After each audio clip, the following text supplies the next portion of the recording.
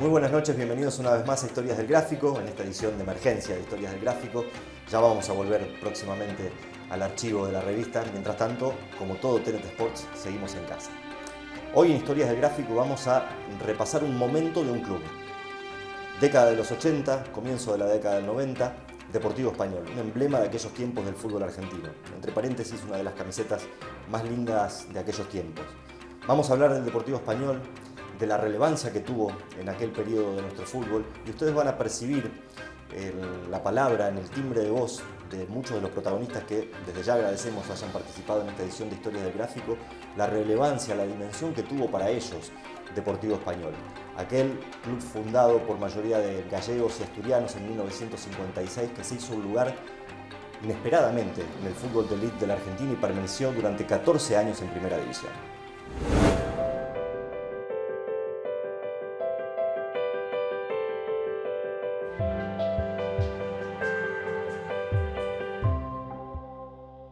Deportivo Español en mi vida, y es mucho. Primero que nunca pensé jugar al fútbol y el día que decidí jugar al fútbol fui al Deportivo Español, si bien había pasado por algunos clubes o en algunas pruebas en San Lorenzo y no había quedado. Yo tomo a partir de Deportivo Español mi carrera como futbolista. Yo llegué de prenovena hasta llegar en primera y que me vendieron, y significó toda la etapa de la adolescencia, de formación y en parte educación deportiva dentro de lo que es el club, ¿no? Ocupa un lugar muy importante, ¿no? A partir de ahí crecí como jugador, como futbolista, como persona. Y Español representa mucho en mi vida futbolística porque fue el club donde jugué en inferiores, donde debuté en primera y estoy muy agradecido al club que me dio un nombre en el fútbol. El club ahí cuando asciende, ahí donde empieza a tomar un poco de empuje, ¿no? En la B empezó a tomar empuje y fue más que nada en lo de obras, en lo social. El club fue creciendo de la mano de nuestro tan polémico presidente, ¿no? Para algunos, como fue Río Joanes, ¿no? Francisco fue el hacedor de todo. En mi llegada al club, donde había un hormigón que hoy es la platea. Es todo lo que había en el club y una confitería. A partir de ahí, Río Joanes empieza a armar la cancha, que la inauguran creo que en el año 81, si no me equivoco, 81 u 82, y ahí empieza otro Español. Llega López y Caballero, hace una limpieza profunda en todos los aspectos del club, desde utilería, cuerpo médico, jugadores, rearma un poco la historia. Yo me quiero ir, ellos me retienen, me dicen que no me van a dejar ir, y ahí comienza trayendo un plantel de grandes jugadores y un equipo que realmente jugaba, sabía lo que jugaba, sin brillar, porque no era brillante, pero sí era muy efectivo, ¿no? Y sacó casi 16 puntos de ventaja, 17 a Racing, obteniendo el 82% de los puntos en juego. Fue un equipo sensación, un equipo que no dejó margen de duda para lo que fue un ascenso, ¿no? Teníamos el último promedio y sin embargo Ríos, López Caballero y la muchachada del plantel logramos sacar 5 fechas antes de ese equipo campeón, ¿no? Me tocó participar de uno de los mejores equipos que tuvo el club, que fue el que nos llevó a la A, que hizo una campaña, como vos decías, bárbara, saliendo campeones 5 fechas antes, dejando en el camino a un equipo como Racing, que era el candidato en ese momento, que había descendido, y realmente ese equipo lo pasamos por encima. Un día estábamos en la vieja sede de agremiados con Guillermo Zárate, aprovechando la obra social, por un dentista, ¿viste? Habíamos pedido turno en el dentista, y cae Pavón, Severiano Pavón, un número 9, que en ese entonces jugaba en Racing. Y cuando nos despedimos nos dice, bueno muchachos, el puesto segundo puede ser, el primero ya saben quién va a ser. Y nos fuimos con una bronca ese día, comentamos esto en el vestuario y fue otra de las anécdotas que sirvieron, porque nosotros sabíamos que teníamos un equipo importante, un cuerpo técnico como López y Caballero muy bueno también, pero que íbamos a tener que luchar contra los molinos de viento, porque Español era una cosa así chiquitita, sin hinchada, y sin embargo ese equipo marcó una época importante en la historia del club, ni que hablar, ¿no? Destaco por sobre todas las cosas a López y Caballero porque fueron los que me hablaban más más en una edad complicada mía, de 20, 21 años, que vos estás ahí y que por ahí te querés llevar el mundo por delante, y ellos me supieron ubicar, de alguna manera. Yo digo que el primer año fue el que más sorprendió, porque cuando arranca Español es ese año que le da ese colchón de puntos como para permanecer tranquilo por algunas temporadas más. Nadie tomaba muy en serio lo que era ese equipo y sin embargo, bueno, ese equipo llegó segundo, no salió subcampeón por una diferencia de gol con Newell's, pero le ganó a River 3 de los 4 puntos en disputas, que River fue el campeón ese año, ¿no? Entonces era un equipo para tener en cuenta. Salimos segundos atrás de River, con un equipo River impresionante. Francescoli, Ruggeri, Canigia, el Pelado Díaz, bueno, una cosa de loco. Y nos gana el subcampeonato Newell's Old Boys de Rosario por un gol. Entonces vos me decís cómo me lo acuerdo, y con un orgullo enorme, con una alegría bárbara, porque marcamos el comienzo de una etapa gloriosa para el club, que luego duró 14, 15 años peleando siempre contra los grandes. Nadie quería jugar con Español. Y siempre peleando torneos internacionales, hemos participado Copa Conmebol, nos han echado de alguna Libertadores para que Español no entre. Es decir, muy contento por todo lo que uno pudo lograr en ese club, ¿no? Nos dimos el gusto de ganarle a todos los grandes y bueno, y hacíamos partidos, y hacíamos buenas campañas, hasta pudimos jugar la Copa Conmebol, se jugó Copa Libertadores y eso para un club chico era muy importante de poder jugar esos tipos de campeonatos. El de Boca, en cancha de Boca, la verdad nos daban todo por perdido y fuimos y demostramos mucha personalidad y ganamos con contundencia. Tuve la suerte de hacer un gol de los 3 y ese partido está grabado en mi memoria hasta el día que me muera, ¿no? Yo creo que todos los que hemos jugado, siempre lo que tuvimos la fortuna de jugar ese recordado 6 de diciembre del 92 quedó grabado para todos, ¿no? Porque ir a pelearle al puntero del campeonato y tratar de que no asegure el primer puesto, para nosotros era toda una odisea y bueno, ganamos sin ningún margen de dudas ese día en la Bombonera y realmente fue un partido que por lo menos a mí siempre me quedó grabado, ¿no? Más que nada por arruinarle la fiesta a alguien. Español era socialmente uno de los clubes más importantes de la Argentina, tenía todo, no le faltaba nada, tenía todas las disciplinas, tenía una universidad de educación física, incluso el barrio en torno a lo que era el club giraba a nivel social. Teníamos creo que más de 18.000 socios. El club llegó a tener 27.000 socios, 28.000 socios. Era un club, como vos decís, tenía todas las disciplinas, todas. Era protagonista en muchas de ellas.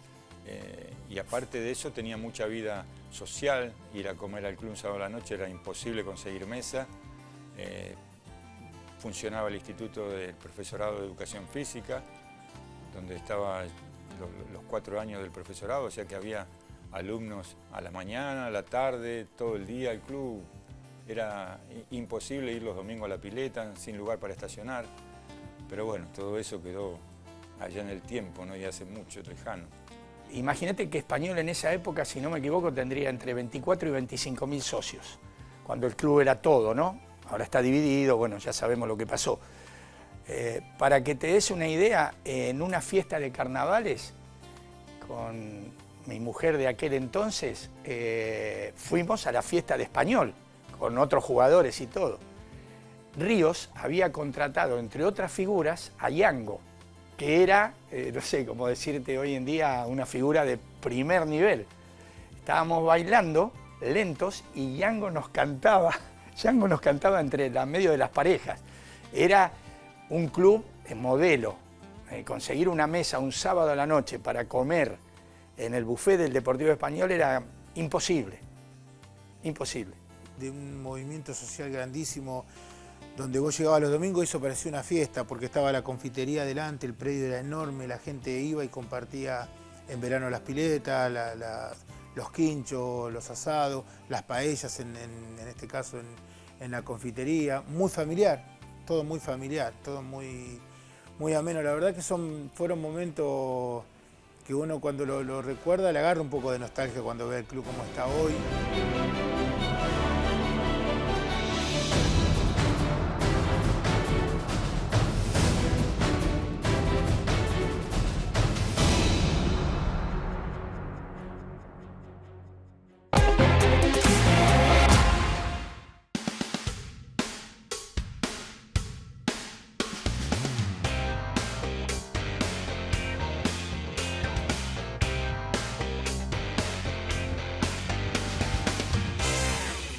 Pedro es un ícono del club. Vos pensás que cuando nosotros llegamos a Español, contado por él, Pedro estaba detrás de 2 arqueros. López y Caballero empiezan a hacer la depuración dentro del club y lo ponen en primer lugar. Catalano para Español es la historia del club. Pedro llegó cuando el club se estaba iniciando, formando profesionalmente, creo que llegó en Primera C y terminó siendo el hombre récord en el fútbol con la cantidad de partidos jugados. Aparte lo que significa como persona dentro de Deportivo Español, es el emblema del Deportivo Español y como persona es una excelente persona, lo aprecio y lo quiero mucho, Pedro. Pedro fue un referente siempre del club. Fue el capitán, fue el que aconsejaba, fue el que un tipo derecho, que siempre por ahí peleaba por los chicos. Una anécdota te cuento que cuando nosotros íbamos a cobrar, él primero que quería cobren los chicos y después cobren los grandes. Entonces te das cuenta que era un tipo que siempre peleaba por los más chicos, siempre peleaba por el club, todo, por los jugadores. Por eso yo le tengo una gran admiración y un respeto. No solamente los chicos, yo siempre prioricé que cobren primero los utileros, que nos atendían a nosotros. El recordado, teníamos al polaco, pobrecito, que falleció, y Tomás, que está ya paseando en España. Ellos deberían cobrar primero que nosotros, porque ellos nos atendían a nosotros. Entonces uno bregaba por eso, y bueno, sobre todo encaminar a los chicos, en ese tiempo Michelini, Campagnolo, Pontiroli, Agoglia. Para nosotros era lógico y normal y común que Pedro atajara, y que atajara todos los partidos seguidos. Aparte, muy competitivo, Pedro, muy competitivo, es muy competitivo, y no dejaba el arco para nada. A ver, vos seguramente cuando hablen con él, o si ya hablaron, te lo habrá dicho, era muy competitivo, él no prestaba el arco nunca, ni siquiera para una práctica, y no me parece que estuviera mal. Siempre me gustó jugar, nunca me gustó dejar espacio para que lo ocupe otro, porque tuve experiencias donde me di cuenta que no se puede dejar ninguna puertita abierta en el fútbol, ¿no? Con buena ley, tratando de jugar siempre. Te tiene que ayudar el de arriba para no sufrir las lesiones, vos cuidarte también para que todo vaya bien, tener una buena conducta y aparte de eso también tener cierta regularidad, porque si no el puesto los perdés, porque en el fútbol nadie te aguanta si jugás mal. Una vez tuvo un accidente doméstico y se cortó, le dieron como 30 puntos en el brazo. Día martes creo que fue. El sábado, domingo jugábamos contra Boca y dijo, yo voy a jugar, y nadie creyó que iba a jugar. Se puso una canillera en el antebrazo y atajó como siempre. Y así era Pedro, nunca quería dejar el arco, pero no por algo personal, sino porque él sabía que era muy importante para nosotros dentro de una cancha. Recién me di cuenta cuando iban los primeros 100, ahí tomé conciencia, digo, pucha, 100 partidos seguidos es mucho. Y ahí es donde abrí un poquito los ojos. Y después se fue dando, y bueno, cuando estaba lesionado trataba de hacer todo lo posible para sanarme y para estar el domingo, el sábado presente, ¿no? Pedro, esto va para vos. Yo siempre le digo lo mismo, yo salí del club. Él tiene más años que yo, tiene partido récord, todo, yo salí del club. Yo soy de las inferiores. Me siento muy, muy contento porque, bueno, tener una tribuna con tu nombre, el club ya es, y verlo en vida, ¿no? No post-mortem como a veces pasan las cosas. Es importante tener más partidos, tener una agrupación con el nombre de uno y, bueno, recibir premios de la legislatura. Siento que a veces es demasiado por el club donde uno jugó, por lo que yo fui, que no jugué en la selección, que no jugué en ningún otro equipo grande, ¿no? Que así estoy mucho más que conforme. Eso es un reconocimiento enorme, que según me dicen todos es para los grandes jugadores, supongo yo, de la historia del club, del Deportivo Español, y a mí me siento muy orgulloso de ese nombre en esa tribuna, al lado de la de Catalano, de Luis Moreno, de Bañera, no sé, de tantos otros jugadores que ahora por ahí no recuerdo bien los nombres. Y para mí es un orgullo, para mi familia también, porque salí de ahí, porque viví toda mi juventud y realmente lo disfruté y me dio una manera de vivir muy, muy buena.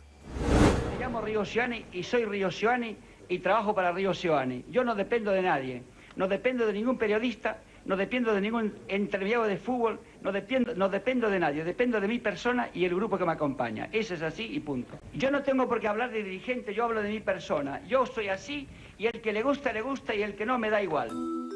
Yo creo que fue un anticipado a la época, un hombre que polémico, muy polémico, pero que él sabía con quién podía polemizar o con quién podía sugerir cosas que no fueran del todo transparentes. Yo tuve la oportunidad de tenerlo 3 años como presidente, siempre estuvo atento. Todos los días venía, preguntaba, se fijaba si había hormigas, si había algo roto, algo despintado, retaba a los que tenían que retar, hablaba con los jugadores, hablaba con el cuerpo técnico y luego se marchaba y en horas del mediodía muy posiblemente aparecía otra vez. Pero tenía mucha presencia en el club. Un hombre muy, muy difícil, que cuando se cerraba en algo era muy difícil tratar de hacerlo cambiar de opinión. Pero era el único que tenía voz y voto, como quien diría. La comisión directiva, no quiero desmerecerla, pero las decisiones finales las tomaba él. Normalmente la comisión directiva venía, participaba, pero no decidía. Todo decidía él. Entonces obviamente que los conflictos eran con él. No había otra manera. Se hacía lo que decía él, no había una segunda voz. Se hacía siempre lo que decía él, pero bueno, él llevó al Deportivo Español a lo que fue, ¿no? Polémico para muchos que por ahí que no lo conocen, que lo dicen cosas que por ahí sin saber.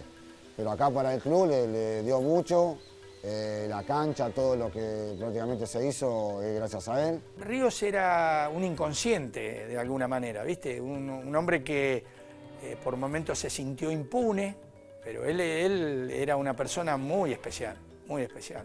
Él estaba siempre, venía, él tenía por ahí un aliado que era Clide Díaz, que nosotros cuando queríamos hablar con él teníamos que avisarle a Clide, y bueno, y él nos decía, terminábamos de entrenar y siempre tomábamos un vermú, era como un aperitivo acá en el club, en el buffet, y él venía, nos hablaba o traía plata para pagarnos. Yo después lo tuve como presidente siendo gerente. O sea, yo después pasé del otro lado del mostrador sin renunciar a lo que yo era, jugador de fútbol, pero lógicamente me tuve que ayornar a otro tipo de relación con el hombre. Ríos era capaz de demostrar con dinero mucha generosidad, pero también era muy duro a la hora de negociar y sacar ventajas. Todo se empezó a caer cuando él tuvo el problema que Río Sioani, que fue preso. Ahí ya nosotros notamos que no tenía la cabeza como para...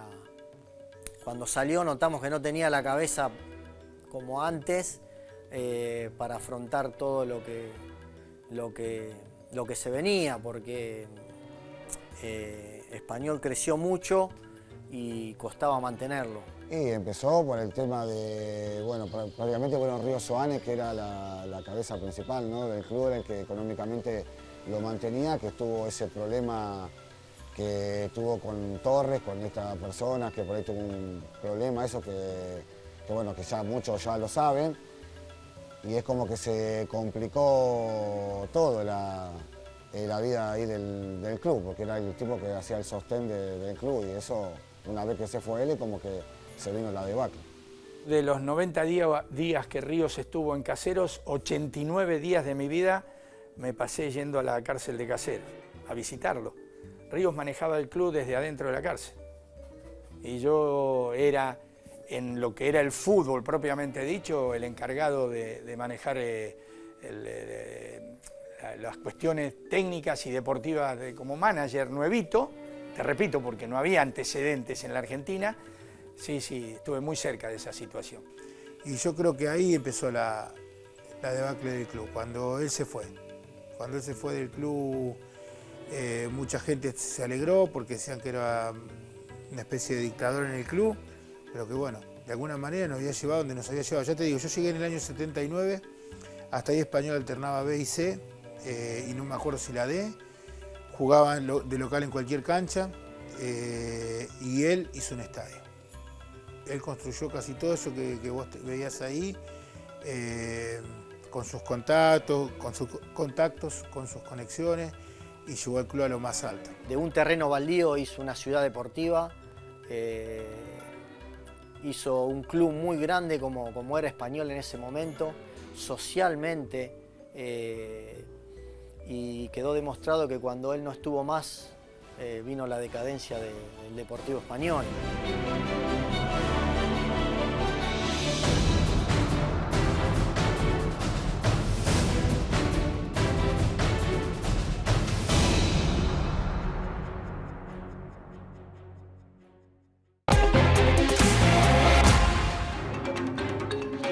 Sin dudas la figura de Río Seoane fue una figura muy conflictiva, amado y odiado por los socios del club, pero lo que no podemos evitar decir es que fue una figura que atravesó la historia del Deportivo Español en aquellos años, y lo reflejan los testimonios de los protagonistas que participan invitados a esta edición de Historias del Gráfico.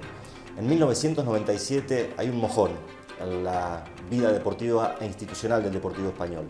La huelga de futbolistas de 1997, que tuvo una extraordinaria repercusión y que no se levantó hasta que quedaron los 6 futbolistas en cuestión libres para poder decidir sus futuros por su propia voluntad. Aquel fue un momento muy delicado del fútbol argentino, con muchas asambleas, con muchas presiones. El propio Sergio Marchi va a recordar que alguna vez el presidente de la Nación le sugería que hicieran los esfuerzos necesarios para que el fútbol volviera.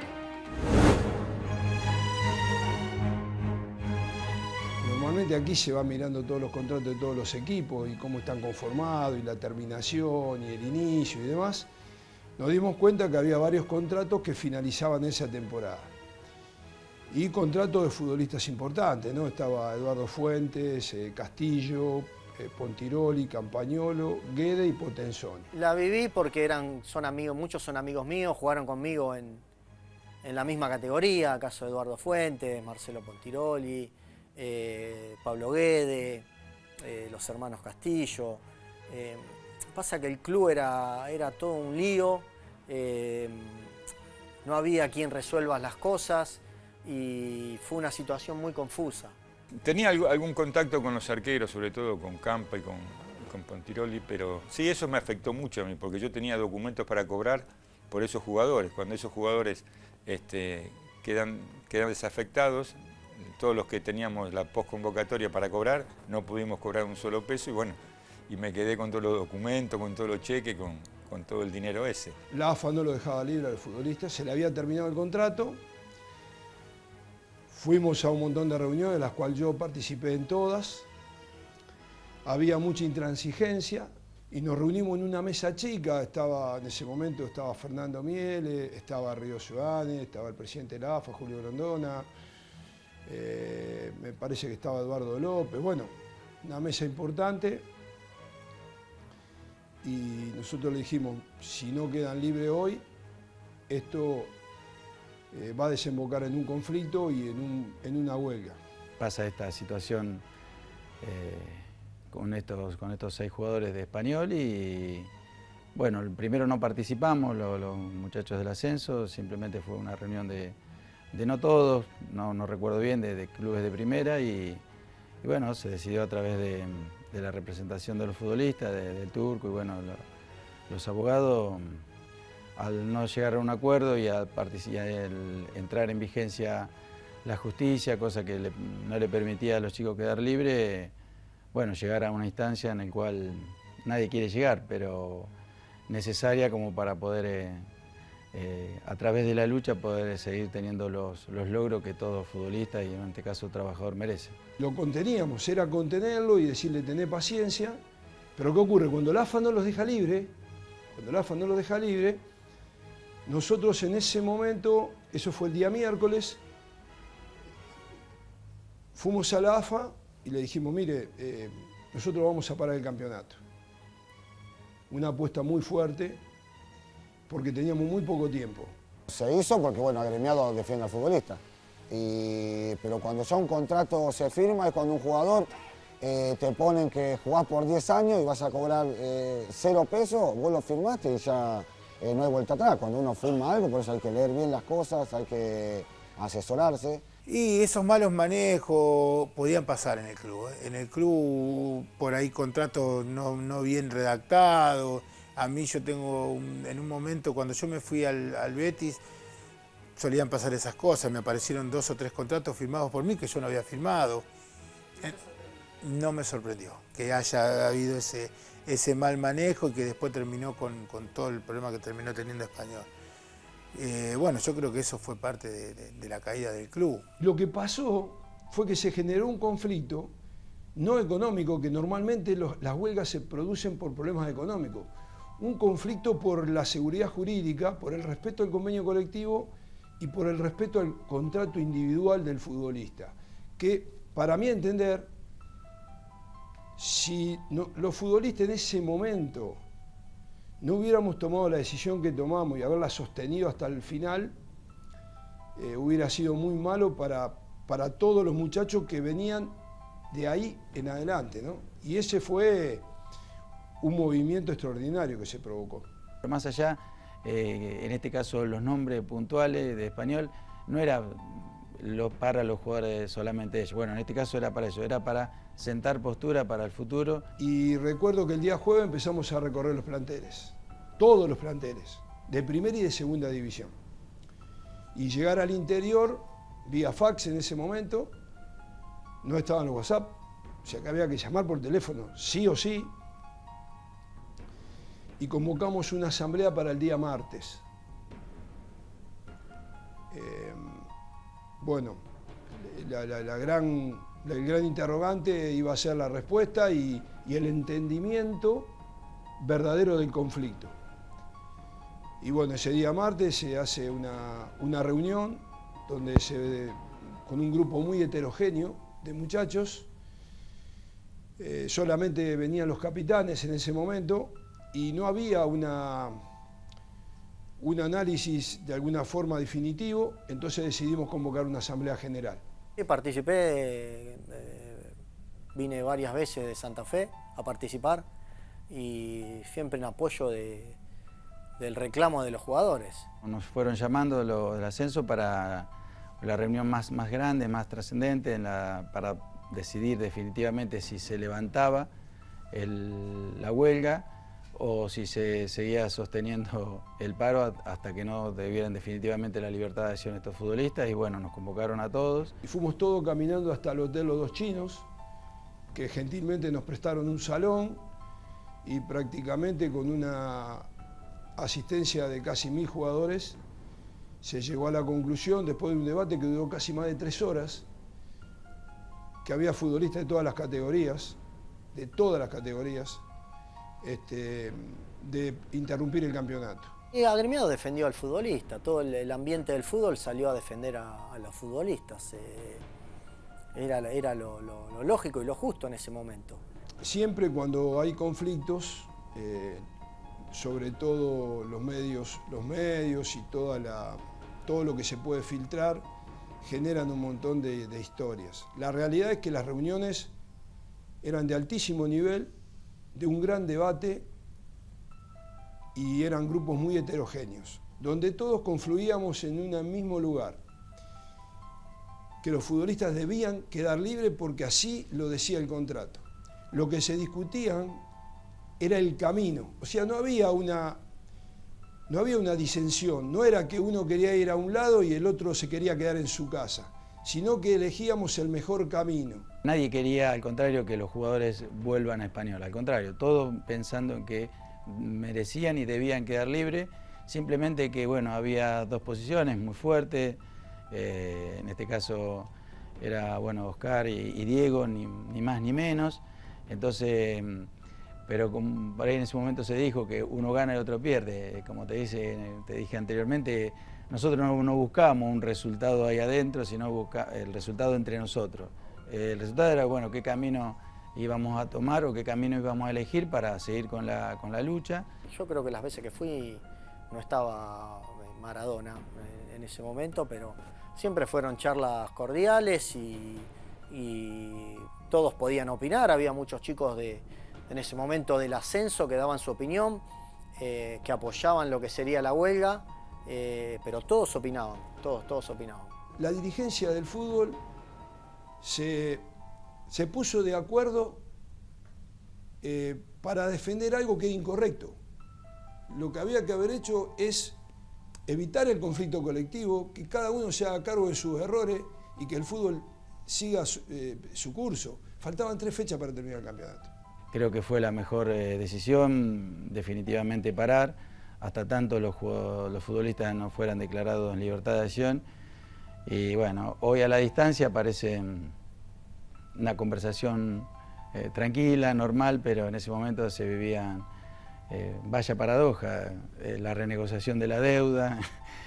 Parece que el tiempo no hubiese pasado y que lo hubiésemos detenido y la vigencia en nuestro país sigue siendo en ese aspecto total. En el medio Argentina, o casualidad, estaba renegociando la deuda pública.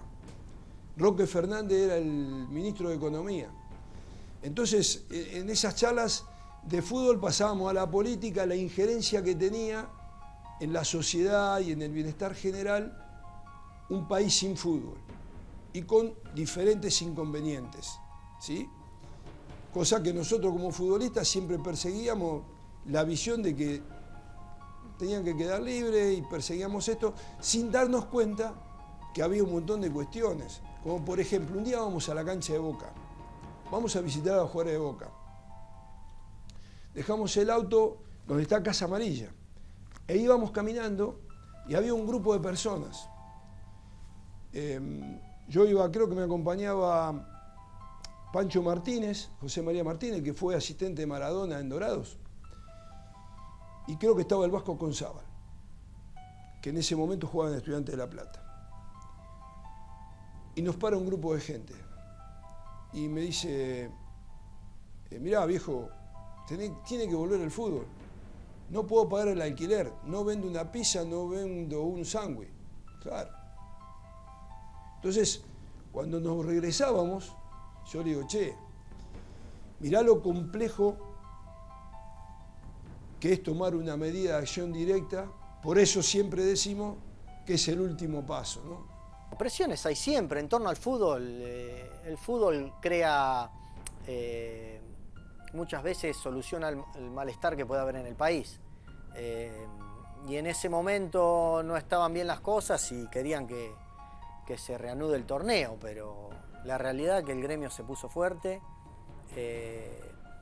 La mayoría, casi todos los jugadores, nos pusimos firmes y bueno, los muchachos quedaron con sus derechos de ejercer su libertad. La postura de todo dirigente, no solamente obviamente del presidente de la AFA en ese caso, sino de todos los clubes, de cada club presionando a su futbolista, a su representante, era de que se juegue. La pelota cuando está parada y sobre todo en este país donde tiene tanta influencia este deporte y es tan popular y logra distraer a tanta gente por la pasión y por la cultura que a nosotros nos arraiga, era que la pelota rodara, que con el tiempo o la promesa de que se iba a resolver el tema igual y que no se parara, no solamente del presidente, sino de la gente del gobierno y vuelvo a reiterar, de cada club con su representante. A los 2 días nos convocaron a la Quinta de Olivo, yo no he ido nunca, recuerdo que fue un sábado por la tarde, yo estaba en la casa de mis padres, yo le dije voy con la condición de que no quería prensa. Obviamente cuando llegué pensé que había matado a Kennedy, había 8.000. Llegamos, nos atendió, nos recibió Alberto Coan y Carlos Corach, que era secretario de la presidencia y jefe de gabinete, Y al rato llegó el presidente de la República, después de una charla amena, nos preguntó por el conflicto y nos pidió que la Argentina necesitaba que se juegue al fútbol. Decirle que no a un presidente, te digo, no es tan sencillo. Yo recuerdo que fui muy... Después me criticaba mucho cómo había ido vestido, con una camisa celeste, a cuadrito, manga corta, un jean. Yo pensaba que era algo muy informal. En ese momento nosotros le explicamos que no podíamos hacer absolutamente nada si los futbolistas no quedaban en libertad. Si bien fueron 15 días, que parecen poco, pero en ese tiempo el minuto es un día, y así que los 15 días se transportaron en meses.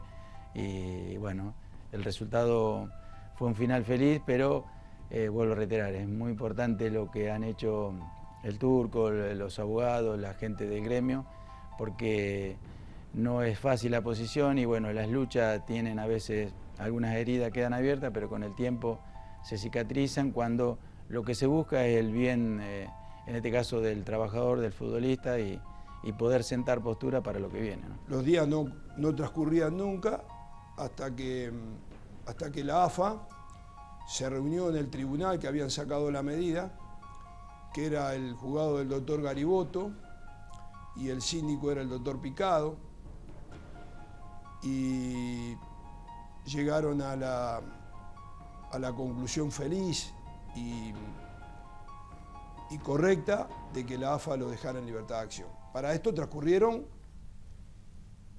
yo creo que más o menos unos 20 días, que para mí fueron 20 años, y luego el campeonato terminó jugándose las 3 fechas en una semana.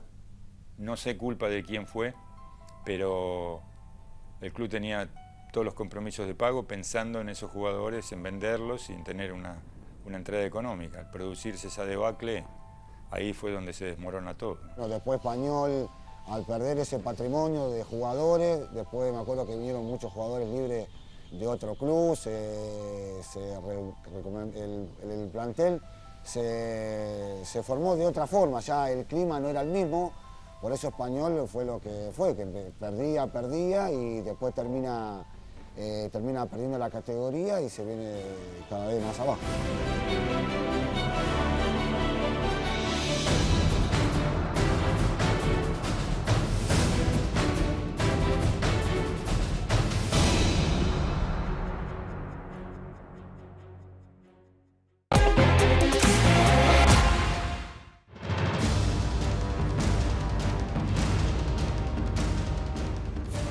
El club en su momento estaba endeudado de una forma feroz y lo que hizo es recurrir a la ley de quiebra y se convoca y se concursa. O sea que el club ya estaba concursado y cuando vos te concursás porque vos tenés problemas económicos y llegás a no tener la posibilidad de enfrentar los problemas de pago. A partir de allí se empezaron a generar un montón de derroteros en el Deportivo Español, producto de las malas gestiones. Y producto de lo que le pasó a muchos clubes en la Argentina en ese momento, que gastaban más de lo que podían. Gastaban más de lo que podían y cuando se te va un padrino, un tío que te ayuda, te empezás a deteriorar. Vino la quiebra del club. Yo después me enteré en la segunda etapa, porque yo ya no estaba en la institución, de que si los poderosos dirigentes que siempre tuvo el Deportivo Español hubieran colaborado un poquito en apoyar la gestión, Español no hubiera llegado a eso, porque hablar de 4 o 5 millones de dólares en aquel momento para algunos empresarios españoles no era dinero que les podía mover demasiado la aguja, por lo que me contaron, ¿no? Lamentablemente fue el único club que pagó con el cierre en la quiebra, porque había muchos clubes que estaban con convocatoria y al único club que cerraron fue Español. Lamentablemente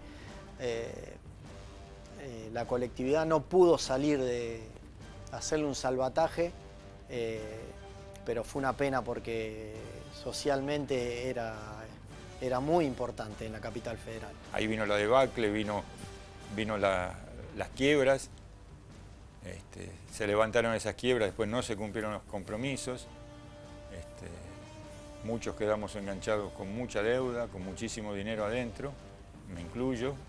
algunos jugadores, algunos compañeros más también, pero tampoco creo que Español recibió la mano que debería recibir por parte de las autoridades de AFA, de los demás clubes. Creo que es el único club que ha quebrado. Después los demás fueron todos siempre ayudados. Está bien que uno primero tiene que hacer los deberes, ¿no? Pero yo creo que nunca lo ayudaron para que pueda salir de esa situación. Me daba pena o tristeza ver la televisión y ver los socios, muchos que yo había visto cuando yo era chico y que habían visto todo mi crecimiento como jugador, llorando, pidiendo que no cierren el club, colgando banderas en la puerta ahí de la ciudad deportiva, que decía Deportivo Español, y veía que iban no sé si a qué parte de la justicia para pedir que no cierren el club, esto que lo otro, y me dio mucha pena. Yo tuve la suerte de mis últimos años volver a jugar a Español cuando pudo abrir sus puertas, y la primera vez que fui al club, el club estaba cerrado y una colega de ustedes me fue a hacer una nota con permiso del juzgado al medio de la cancha. El pasto llegaba hasta el travesaño, había 2 caballos comiendo ahí en el medio de la cancha y se me caían las lágrimas, porque yo me crié en ese club, entonces no podía entender cómo había llegado a esa situación. Tenía la imagen de toda la gente caminando dentro del club, el profesorado, las distintas disciplinas, en verano la gente comiendo los quinchos, las piletas, y ver esa imagen, la verdad que daban ganas de llorar. Uno lo siente con mucho dolor. Me ha tocado ir a hacer alguna nota con algún colega tuyo. Yo he pasado yo pasé por el avión un día y vi cómo estaba la cancha y me daba ganas de llorar. Después tuve la oportunidad de ir a hacer la nota y el pasto me llegaba a la altura de las rodillas. Es una cosa que ver la cancha de tenis con árboles adentro, la pileta llena de neumáticos. Fue un dolor tan grande, ver el club todo destrozado, los gimnasios con parquet todos levantados. Era como si hubiera pasado una guerra, un terremoto, lo destrozaron al club, lo destrozaron.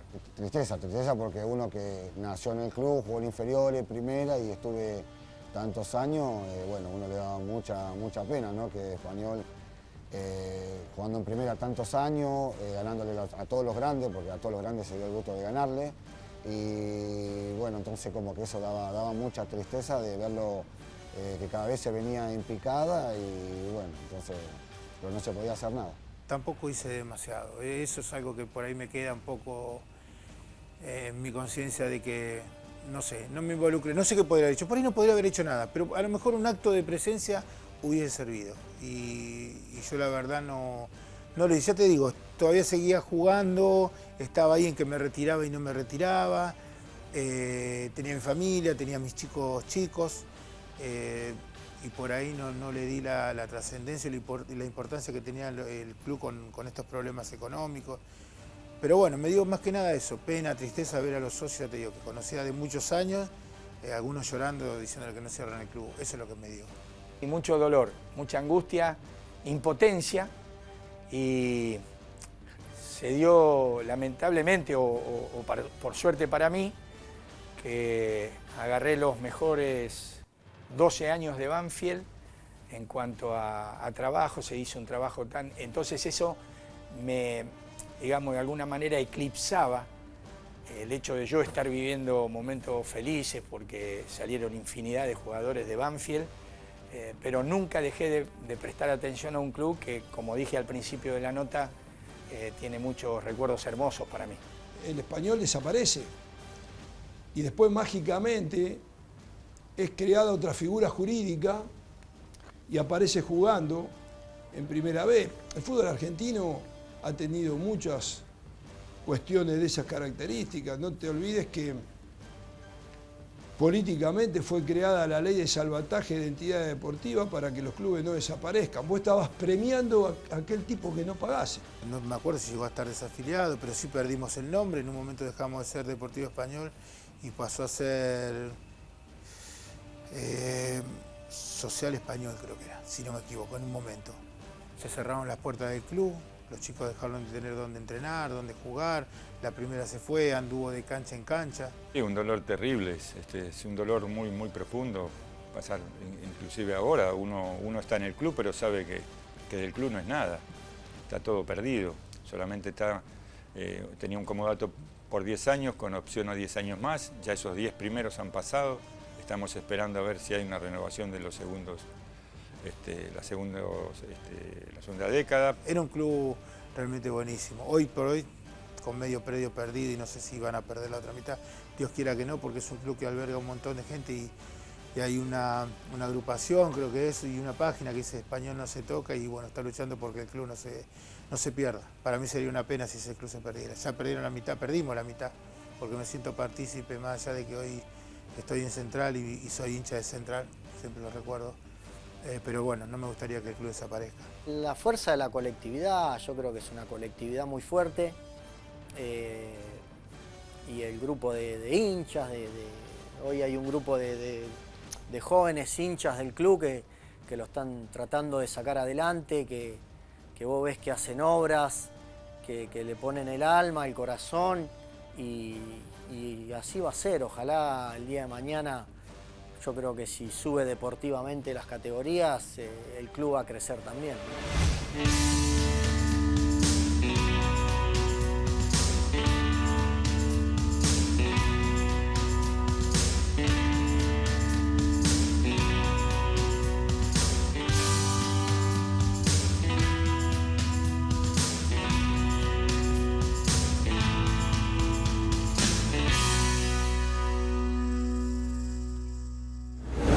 Se advierte cierta congoja o tristeza en las palabras y en los recuerdos de Nelson Agoglia, de Catalano, el mismo Puma Rodríguez, tal vez con la duda de saber qué hubiera pasado si los próceres, gloriosos próceres del Deportivo Español hubiesen intervenido más directamente en aquellos momentos de la debacle institucional de un club que todos miramos con el prisma de la nostalgia y que recordamos y que lo tenemos entre los recuerdos más preciados del fútbol, de aquel fútbol de los 80 y los 90. Español fue una marca de esos tiempos y además una institución rebosante de actividades sociales, con un estadio maravilloso, 25, 30.000 socios. Se había metido en el fútbol de la Argentina, ya no solo como institución deportiva, sino también como institución social. Un placer haber recordado el paso del Deportivo Español, esos 14 años, desde el comienzo, el apogeo y la decadencia por la primera división del fútbol argentino. Nos reencontramos la semana que viene, otra vez con una nueva historia del gráfico. Muchas gracias por acompañarnos. Esperábamos que salga el gráfico el lunes para poder comprarla y leerla. Tuve la suerte de salir varias veces en la revista y era todo en ese momento. Era el prestigio, salir en la revista El Gráfico era como una caricia al alma. El gráfico significaba para nosotros, o en este caso para mí, pero lo hablábamos nosotros los jugadores, queríamos salir en el gráfico. ¿Querías tener trascendencia? Tenías que salir en el gráfico, donde fuere. En la fotito de la síntesis del partido, en el puntaje, salir en esa fotito, que te nombraran. Y uno buscaba ese reconocimiento. Yo creo que era la revista más importante. La televisión no se usaba tanto, por ahí antes sí los goles, pero no tanto. Nosotros buscábamos, es más, te digo, yo estaba en España y uno esperaba que llegara la revista ya para tenerla. Nosotros las compartíamos con Neri, con Pumpido. Es una revista que siempre, para todos fue de esa época, era referencia, ¿no? Uno la miraba, siempre miraba las columnitas donde estaban las formaciones y los puntajes. Bueno, y había notas realmente que siempre fueron interesantes. Pero sí, es una revista que siempre uno en su paso como futbolista, digamos que era de cabecera, ¿no? La revista El Gráfico me hace una nota cuando yo jugaba en San Lorenzo, jugando la Copa Libertadores para San Lorenzo de Almagro. Me la hizo Pascuato Juvenal. Fue una nota muy buena que tuvo una repercusión que yo me doy cuenta un día que iba en mi auto a entrenar. A la mañana era muy popular Hangling. Y se puso a leer la nota el tipo en la radio, después me termina llamando. Pues yo un poco cuento la historia de un futbolista y cómo te cuesta llegar a determinados lugares. Y fue una nota muy buena que la tengo muy en mi mente. Entonces yo al otro día lo llamo a Pascuato y le digo, le agradezco la nota. Y me dice, no, si la nota la hizo usted. Un genio el viejo. Me encantaba de chico, ya uno de futbolero, mirar en los puestos de diario o en los kioscos el gráfico, la tapa o verlo. Cuando uno por ahí que se iba de vacaciones, cuando jugaba, lo compraba siempre, en el verano lo miraba. Y sí, me gustaba mucho el gráfico, siempre me gustó. El gráfico y Patorucito para mí eran Gardel y Lepera. Sí, el gráfico, más allá de que algunas veces no estaba de acuerdo con el puntaje que me ponían, pero no, el gráfico era la revista del deporte. Leer el gráfico era como tener un libro. Esa nuestra relación con el gráfico es bueno, ver las formaciones, ver cómo formamos los equipos, porque teníamos muy poco acceso a todo ese tipo de cosas y bueno, las notas. La verdad que es algo... El gráfico es... no digo que es como que es Maradona, pero en alguna, parafraseando y para ponerle un paralelismo, para nosotros los futboleros no va a haber nada igual. Las imágenes, los textos, cómo se expresaban y no es lo que es hoy en día que tenés el diario todos los días de la parte deportiva. Antes la gente esperaba que salga el gráfico para leer de sus equipos, ¿no? Cuando te ponen mal, vos no te pones contento. Si vos ves los puntajes, porque uno miraba los puntajes. Vos decís, ¿cómo hacen para poner los puntajes? Porque después también podés tener un montón de discusiones, los puntajes. ¿Quién pone el puntaje? Yo, ¿cómo hago para poner 22? A 22 tipos, mirarlo, pero bueno, a nosotros nos gustaba. Cuando estaba bien, decía, este debe ver bien porque me puso 7, 8. Cuando te pone un 4, vos decías, este no sabe nada. Y la gente se guiaba mucho por eso. Porque yo tengo una anécdota de volver a mi casa, yo vivía en Almagro, y llegar y había dejado el coche en la cochera, enfrente de donde yo vivía. No tenía cochera en el departamento y me decía, por ejemplo, me dijo un día, qué mal estuviste ayer, qué mal jugaste ayer, Y yo para mí no había jugado mal. No jugué mal, al contrario, tuve un partido bueno. No, fue un partido malo. Y yo, pero, ¿por qué? ¿De dónde sacaste? ¿Fuiste a la cancha? No. ¿Y cómo se fue un partido malo? Y porque vi el gráfico. Le dieron 4. O sea que la gente se fijaba en eso, o sea, se imaginaba que yo había jugado mal, por lo que. Entonces, imagínate la importancia que tenía.